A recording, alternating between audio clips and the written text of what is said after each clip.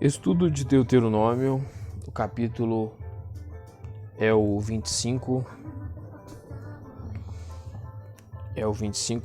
do 13, versículo 13 ao 16. Confira Levíticos 19, 35 e 36 e também sobre o uso de pesos e medidas desonestos, Amós 8:5. O amor pelo próximo requer negócios honestos. 15. Honesto Sedec é a palavra usada para referir à justiça ética e judicial. Os Amalequitas 25, do 17 ao 19. Essa não é uma regulamentação legal como as que a precedem, mas marca uma transição de exigências principalmente éticas e sociais para exigências rituais e litúrgicas 26, do 1 ao 19. Visto que Amaleque não aparece como inimigo de Israel depois de 2 Samuel 8:12, essa lei seria irrelevante em data posterior. A tradição de um ataque cruel à retaguarda dos cansados fugitivos hebreus não é mencionada em Êxodo 17, do 8 ao 16, mas Amós 1:3 e 2:3 mostra que se espera temor de Deus, até mesmo dos que estão fora da esfera da revelação especial de Deus, e que obedeçam ao que Paulo menciona, Romanos 2:15, como exigências da lei de Deus escrita por meio da graça comum nos seus corações. Israel, agindo de acordo com os princípios da Guerra Santa, deve ser um instrumento da justiça de Deus. Salmo 149, 7. 14. Liturgias da aliança e a ratificação, 26, do 1 ao 19. As cláusulas legais da aliança são concluídas com duas liturgias cultuais, versículo 1 a 11 e versículo 12 ao 15, e uma declaração da ratificação da aliança, versículo 16 ao 19. 4. A liturgia dos primeiros frutos, 26, do 1 ao 11. Não é fácil reconstruir a lei dos dízimos e dos primeiros frutos. Uma oferta de primeiros frutos é associada a cada uma das festas de peregrinação, Levíticos 26, do 9 ao 11, Números 28, 26 e Levíticos 23, do 15 ao 17. E os primeiros frutos da vinha não podiam ser oferecidos antes da festa das cabanas no outono. Confira Deuteronômio 16, 16 e 17. Talvez o ritual dos versículos 11 fosse para uma oferta simbólica no outono. Além disso, há uma dificuldade acerca do versículo 11 que parece sugerir a participação numa festa de primeiros frutos, embora estes sejam reservados para os sacerdotes em Números 18, 13 e 14.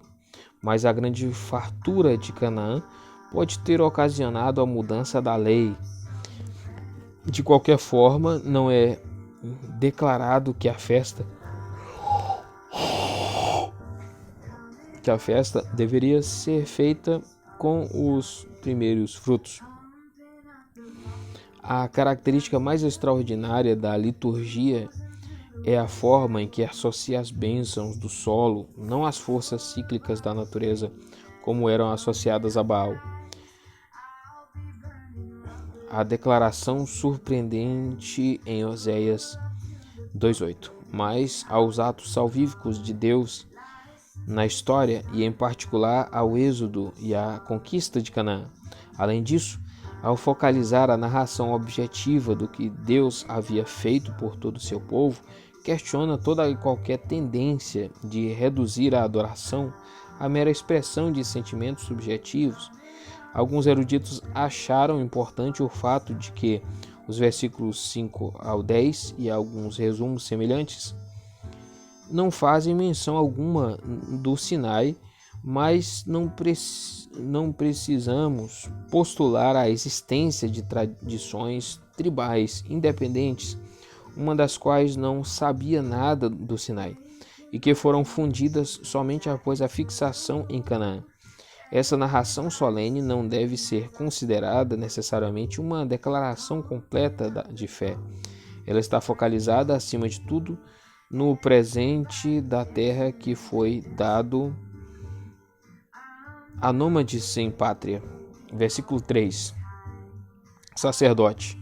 O sacerdote principal do santuário central. Versículo 4. Ou a ação do sacerdote nesse momento é imitada mais tarde pelos adoradores. Versículo 10. Ou a ordem do versículo 10 é considerada cumprida pelo procedimento do versículo 4. Versículo 5. Arameu. A referência provavelmente é a Jacó, que como Abraão viveu durante um período em Arã, na Araim, de onde vinha a tribo de Terá. Gênesis 11:31. Errante. A palavra pode significar perdido ou moribundo. Versículos 6-11. O padrão da gratidão e da adoração transcende o ritual antigo.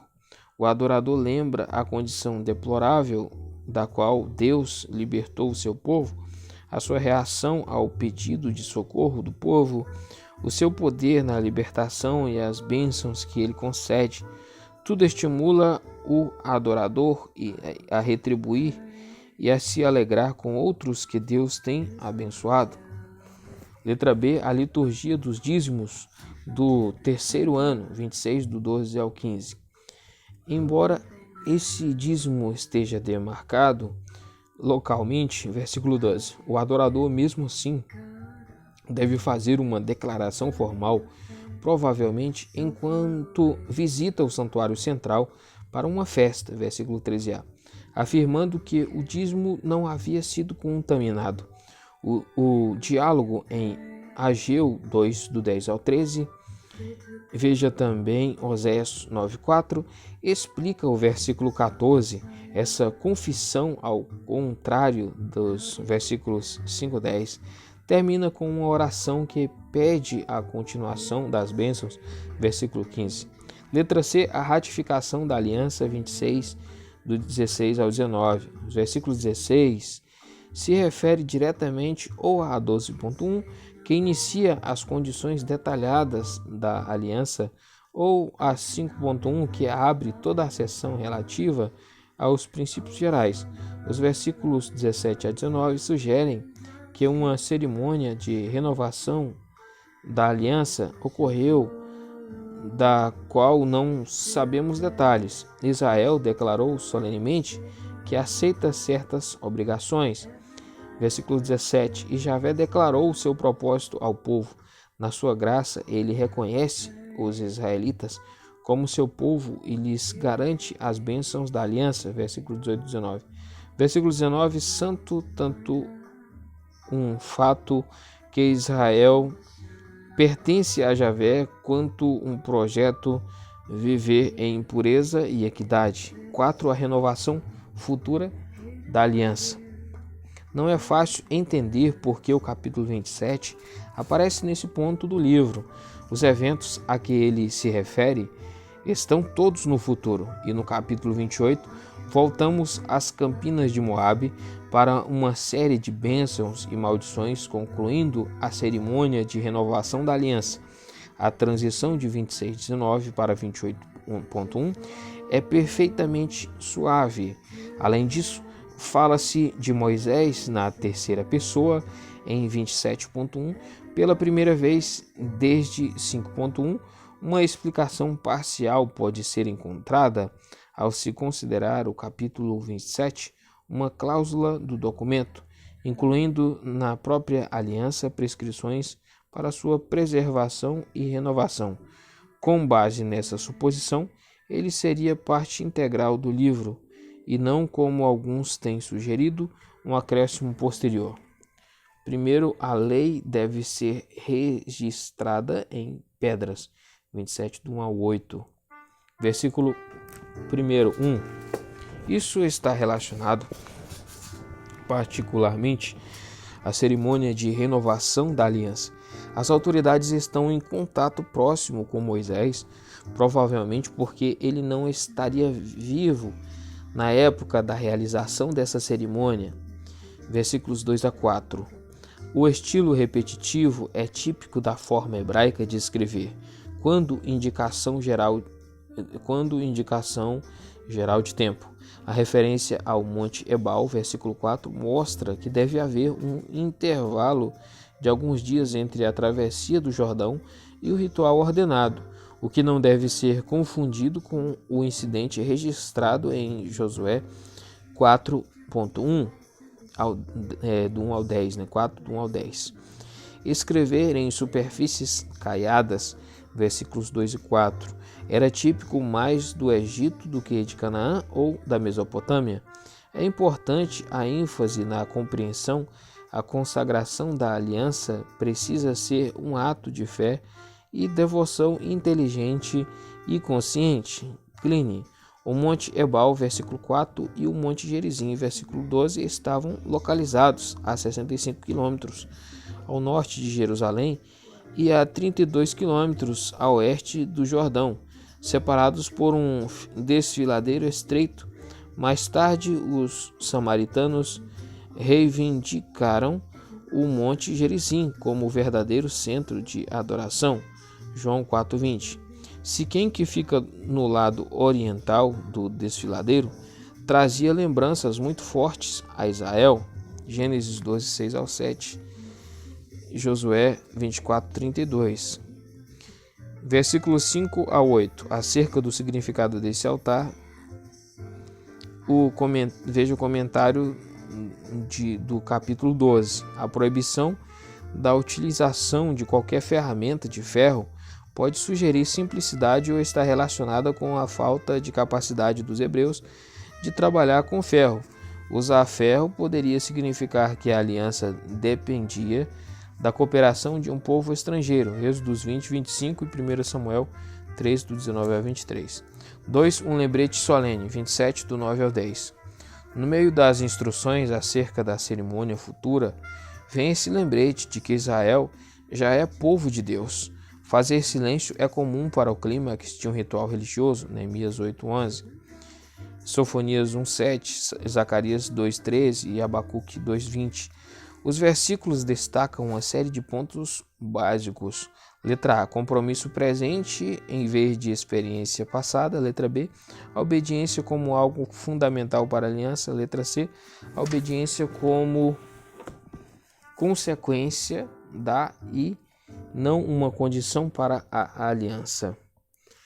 3. A liturgia das maldições, 27, do 11 ao 26. Essa seção tem diversas características surpreendentes. Letra A, consiste somente em maldições, apesar do versículo 12. Letra B, a lista de pecados é altamente seletiva, com algum destaque para os pecados sexuais. Veja versículo 20 ao 23.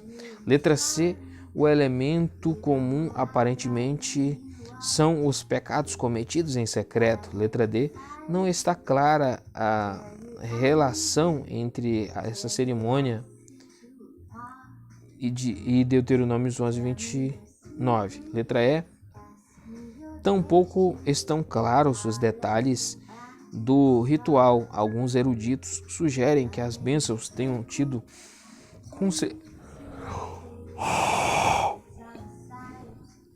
correspondência com as maldições, como em 28, do 3 ao 6 e 16, 19. Esse chamado do Decálogo de Siquém ocorre em paralelo com outras listas de orientações legais colecionadas com propósitos didáticos. O Decálogo, Êxodos 20, Deuteronômio 5, e as leis de Levítico 18, do 7 ao 18.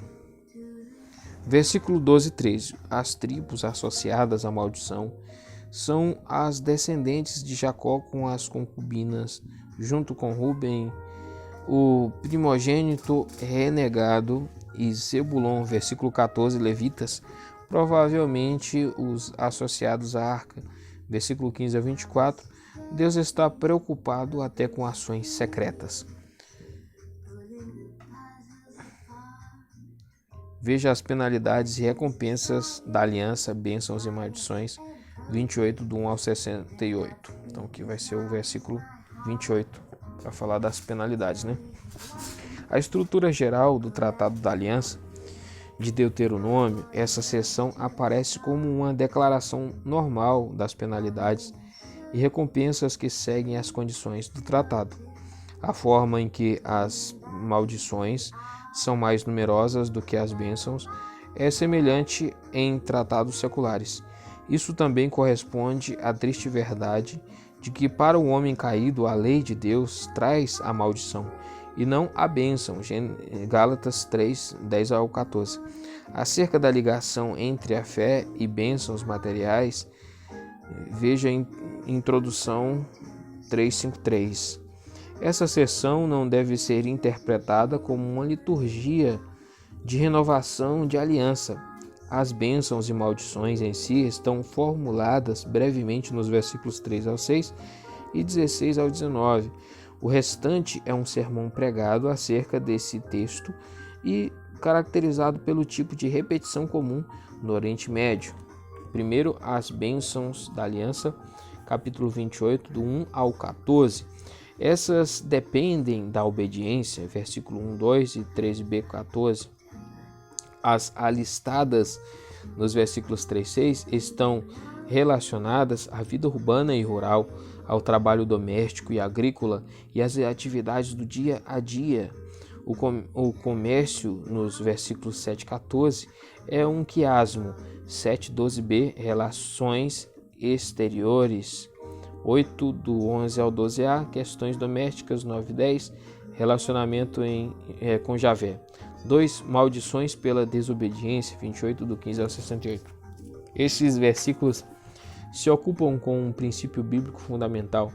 A desobediência e a falta de confiança em Deus têm consequências desastrosas. As maldições estão relacionadas a muitos aspectos da vida: doenças, seca, derrota na guerra e dificuldades resultantes que culminam no exílio, mas não estão alistadas em uma ordem reconhecível. O cerne, versículo 16 ao 19, por exemplo, não é ampliado sistematicamente no tratamento homilético que segue. Mesmo assim, os versículos 20 ao 46 são um paralelo aproximado dos versículos 7 a 14 e podemos distinguir um quiasmo nos versículos 25 a 37. A maioria dos estudiosos conclui que esta seção passou por uma ampliação e isso parece bem provável, mas não se deve supor que as referências à guerra de sítio, versículo 52, e ao exílio, 36 e 37, necessariamente se encaixam nessa categoria. Como ressalta K. A. Kitchen, New Perspectives on the Old Testament, edição J.B. Payne, 1970, páginas 5 a 7. A deportação e os recenseamentos não eram algo raro no Antigo Oriente Médio, sendo mencionados já em documentos de 1800 a.C.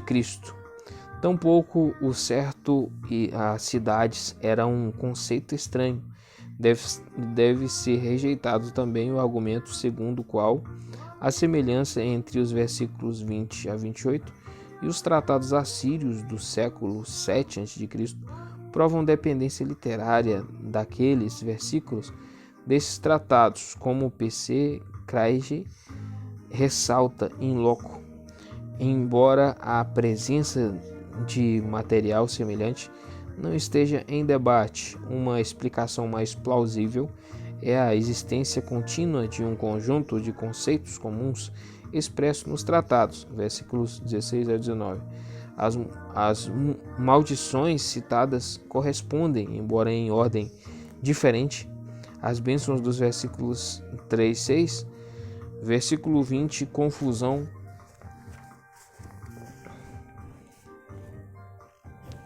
O pânico, ele deu paralelos, né? Josué 10:10, Juízes 4:15, 1 Samuel 5:11 e 7:10, etc. O pânico que deveria afligir os inimigos de Deus, agora aflige o seu povo. Versículo 21 e 22. Esses desastres correspondem de forma aproximada às bênçãos dos versículos 7 e 13, acerca do versículo 23, com as correspondentes tempestades de areia do versículo 24, são associados de forma natural às doenças dos seres humanos e das plantas nos versículos 21 e 22. A derrota na batalha é associada como ameaça no versículo 25 e sua continuação no versículo 26 e versículo 22. Seca Oreb, essa versão se encaixa melhor no contexto do que a RSV MG Espada Ereb. Versículo 25, confira o versículo 7, observe no versículo 10 as atitudes contrastantes que resultam na obediência ou na desobediência à palavra de Deus. Versículo 25 a 37. Acerca da estrutura em quiasmo aqui, versículo 29. Uma metáfora vívida de inépcia desajeitada. Versículo 30, confira 25 ao 7. Versículo 45 e 46, confira 29, 22 ao 29. As maldições não são personificadas. As fúrias gregas servem como advertência contra outras nações. 47 e 48. Uma escolha desastrosa, o homem não se esquiva de servir ou em alegria e liberdade ou em amargura e opressão. Versículo 49 e 51. O resultado da desobediência é ser invadido por uma potência estrangeira descrita em termos convencionais que encontram eco em Jeremias 5,15 e versículos 52 a 57. Os horrores do cerco são retratados de forma vívida em termos que suscitariam protestos de muitos cristãos hoje. No resumo solene que conclui a sessão, se afirma que a lei está escrita num livro e não falada por Moisés. Podemos pensar aqui em 19, 18, 19 ou até mesmo no livro da Aliança, Êxodos 24, 4. Os desastres mencionados não são ações arbitrárias e raivosas, mas expressões sérias do santo propósito de Javé, que ama o seu povo.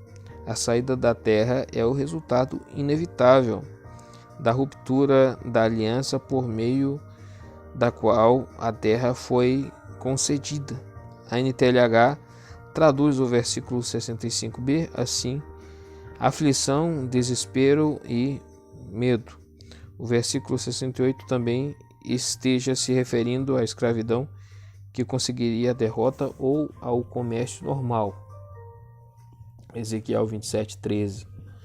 Algumas versões trazem a ideia de que as vítimas iriam se oferecer como escravos, colocar-se à venda. NV, assim também a versão alemã Elberfelder. E a NTLH, vocês procurarão vender-se e não serão postos à venda. NVI. Alguns eruditos sugerem que em navios deveria ser traduzido usando um paralelo ugarítico por casualmente. De qualquer forma, o simbolismo é inconfundível. A desobediência levou o povo de Deus de volta à escravidão, da qual ele lhe livrara. Hoje estamos mais conscientes de causas secundárias que levam a desastres pessoais e sociais. A nossa escala de tempo é diferente. Entendemos que a bênção e o juízo se estendem a dimensões além do tempo e do espaço, mas o juízo e o castigo, até mesmo no sentido temporal, são realidades aos olhos da fé. 6. A recapitulação da aliança. O significado desse terceiro discurso de Moisés pode ser compreendido de diversas formas. Cópias de textos de tratados eram muito comuns no mundo antigo e esse tempo talvez seja um resumo desse tipo. Ou talvez o capítulo 29 seja uma intimação ao juramento da aliança, que é finalmente prestado em 30 do 11 ao 20. De qualquer forma, temos aqui uma recapitulação do tema do livro. Certamente podemos identificar aqui o padrão familiar do tratado. Um resumo histórico, versículo 29 do 1 ao 9. É seguido de uma declaração acerca da natureza da aliança, que é 29 do 10 ao 15, que é para a seção das maldições, que passa para a seção das maldições, 29, 16 ao 29. E uma promessa de bênção final, 30 do 1 ao 10. Finalmente vem o desafio para o compromisso e o juramento da aliança, 30 do 11 ao 21. 30 do 11 ao 20. Primeiro, recapitulação histórica, 29 do 1 ao 9. Versículo 1. No hebraico, esse versículo é 28:69. Pode ser lido ou com a seção precedente ou com a subsequente.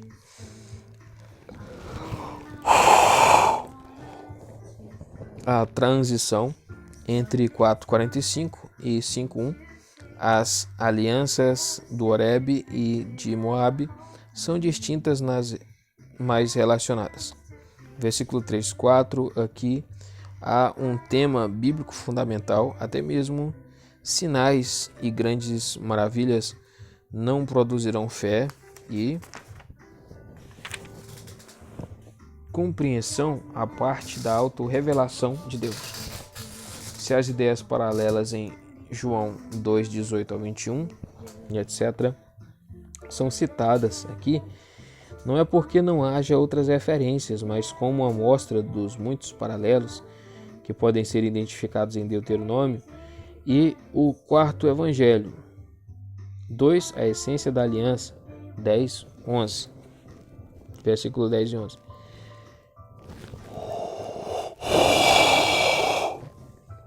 O fato de que a aliança inclui toda a comunidade é percebido na referência às crianças e aos trabalhadores estrangeiros residentes. Versículo 12. Entre em aliança, literalmente entrar em aliança com Javé, seu Deus, e entrar no seu juramento maldição. A aliança incluía um legado de bênçãos e também de obrigações e penalidades. Versículo 15. A ideia aqui é de futuras gerações que serão incluídas na aliança. João 17:20 e 20:29. Terceiro, o castigo pela desobediência, 29:16 ao 29. Essa seção contém os elementos da fórmula da aliança. É dirigida ao indivíduo e não à comunidade como um todo, e adverte que a deslealdade individual não pode ser defendida com base no fato de se pertencer à comunidade da aliança. Versículo 19. Aliás, o juízo com essa pessoa sofre. Seria finalmente o destino da nação. Versículo 18. Raiz, a idolatria e a desobediência produzem fruto amargo. Para uma aplicação neotestamentária, Hebreus 12:15. Versículo 19. Tanto a terra irrigada quanto a terra seca. Aparentemente uma frase proverbial, certamente indicando universalidade, e é provável que seja derivada da vegetação. Versículo 20. Ascenderão. Com frequência irá até